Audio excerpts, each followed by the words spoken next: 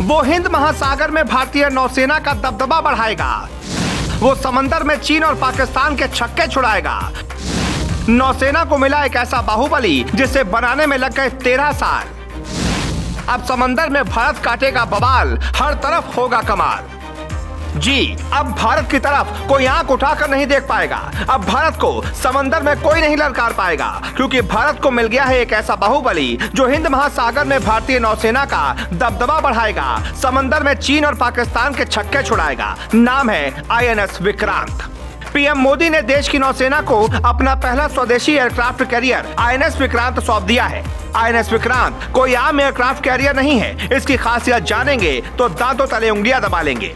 ये aircraft carrier समुद्र के ऊपर तैरता एक एयरफोर्स स्टेशन है, जहां से फाइटर जेट्स, मिसाइलें, ड्रोन के जरिए दुश्मनों के नापाक मंसूबों को आसानी से नेस्तनाबूद किया जा सकता है। अभी तक दुनिया में केवल अमेरिका, रूस, ब्रिटेन और फ्रांस के पास ही 40,000 और इससे ज्यादा वजन वाले विमान वाहक जहाज को बनाने की क्षमता है। वहीं विक्रांत 20 MiG-29 लड़ाकू विमान और 10 हेलीकॉप्टरों को ले जाने में सक्षम है। 2017 में INS विराट के रिटायर होने के बाद भारत के पास केवल एक विमान वाहक जहाज INS विक्रमादित्य है। ऐसे में INS विक्रांत का आना देश की ताकत को और मजबूत करेगा। पीएम मोदी ने भी INS विक्रांत को लेकर अपने संबोधन में इस बात को कहा कि विक्रांत बड़ा और भव्य है, विक्रांत अलग है, विक्रांत विशेष है। विक्रांत सिर्फ एक युद्ध में लड़े जाने के लिए नहीं है, बल्कि ये 21वीं सदी के भारत की कड़ी मेहनत, प्रतिभा, प्रभाव और प्रतिबद्धता का प्रमाण है। आज यहाँ केरल के समुद्री तट पर भारत, हर भारतवासी एक नए भविष्य के सूर्योदय का साक्षी बन रहा है। INS विक्रांत पर हो रहा ये आयोजन विश्व क्षितिज पर भारत के बुलंद होते हौसलों की हुंकार है। 13 साल में तैयार हुआ INS विक्रांत।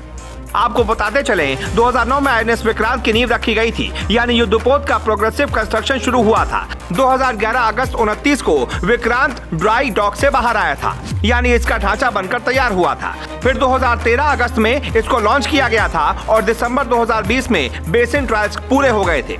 2021 अगस्त को इसे पहली बार समुद्र में उतारा गया था और जुलाई 2022 तक इसके सी ट्रायल्स हुए थे। 2022 सितंबर को INS विक्रांत भारतीय नेवी में कमीशन होगा। इसे पूरी तरह ऑपरेशन होने में जून 2023 तक का वक्त लगेगा।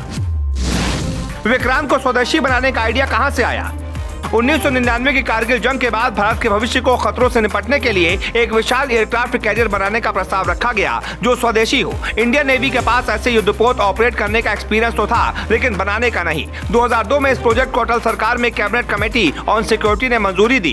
कोचिन शिपयार्ड लिमिटेड ने इसका कंस्ट्रक्शन शुरू हुआ। शुरुआत में यह 60-40 के रेशियो में बनना था, यानी 60% भारतीय और 40% विदेशी सामान। 2005 तक सब कुछ ठीक था, तभी रूस ने वॉरशिप ग्रेड स्टील देने से इनकार कर दिया। दरअसल आपको बता दें, एयरक्राफ्ट कैरियर बनाने के लिए खास तरह के स्टील की जरूरत होती है। इसे वॉरशिप ग्रेड स्टील कहते हैं, जिसके लिए भारत रूस पर निर्भर था। रूस के मना करने पर INS विक्रांत का कंस्ट्रक्शन करीब 2 साल थमा रहा। इस बीच DRDO और स्टील अथॉरिटी ऑफ इंडिया ने मिलकर आपदा को अवसर में तब्दील कर दिया। भारत ने खुद का वॉरशिप ग्रेड स्टील डेवलप कर लिया, जिससे दूसरे देशों पर निर्भरता खत्म हो गई। अब जिंदल ग्रुप और SR ग्रुप मिलकर इस स्टील को बनाता है।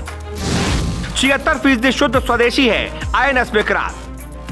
रक्षा मंत्रालय के मुताबिक INS विक्रांत का हिस्सा पूरी तरह भारतीय है। इसके बनने के साथ ही भारत उन चुनिंदा देशों में गिनती में शामिल हो गया है जो एयरक्राफ्ट कैरियर डिजाइन करने और बनाने में सक्षम है।